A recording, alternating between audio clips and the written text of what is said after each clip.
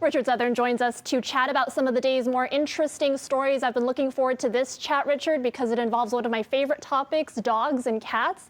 So we're going to begin with the upcoming Biden inauguration, except we're not talking about Joe Biden, Richard. Yeah, Joe Biden's going to take his oath of office. He's going to raise his right hand on the 20th of the month, Erica. But before he does that, Joe Biden's dog, who we've seen with here, is also going to get sworn in. It's going to be not an inauguration, but an indoguration. Very cute. Isn't it cute? This is this dog. His name is Major, and he's a rescue dog. Biden adopted the German Shepherd 2 years ago from the Delaware Humane Society, and this particular Humane Society is going to hold a little swearing-in ceremony. It's going to be on Zoom. It's going to be $10 to watch, and they're going to use that as a way to raise some money for the shelter. Major won't be the only canine in the White House. The Bidens also have Champ, another German Shepherd. Now, German Shepherds are pretty smart. Do you think your dog Luna is qualified to hold higher office? I believe so. She's pretty smart. She has a good memory too. She might be better off than some of the politicians we've dealt with. Quite frankly. I tried to get her onto the canine unit in Winnipeg. They wouldn't have her though. Too good. She's too good for that. Right. Too good for that. And they say cats have 9 lives, and this next feline almost used up all of them. Get this story. This is Muji. This little kitty had a real experience at LaGuardia Airport in New York. Muji's owner was moving from New York to California on Christmas Eve.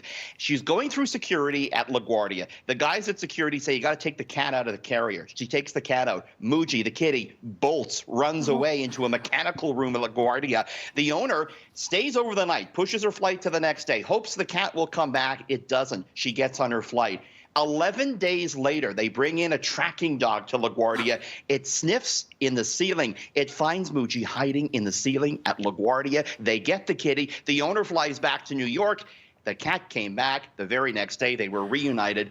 And there's a happy ending for you. What a saga. What an adventure. And I'm sure those 11 days were filled with many stories if we could only follow this cat. If we only knew. Talk about stuck in transit. It was like that movie with...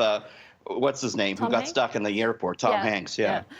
All right, and they're the phrases we love to hate. A viral tweet is bringing attention to some catchphrases that are growing a little thin. Tell me if you agree with these. This was a great tweet. So she says, these are the phrases I want to go away forever. So I did a thing. Adulting. I'm not very good at adulting as a millennial. I'm not crying. You're crying. I'm just going to leave this right here. She also said she's tired of. So that happened. My person, fur baby.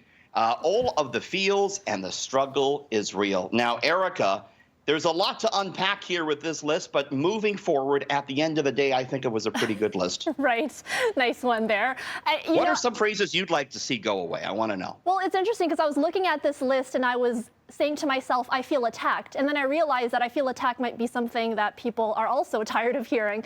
But one thing that was mentioned online, and I agree with, is that's it. That's the tweet. That's phrase the tweet. Kind of irks me a little bit. There's also hold my beer. Right. You know, I still sorry, like that not one. sorry. Yeah. I kind of like that one too. But there you go. These are the ones maybe we should move on. We need some fresh sayings for 2020. We'll work on them, Erica. Right. All right. Thanks for joining us, Richard. We'll see you again tomorrow. See you tomorrow.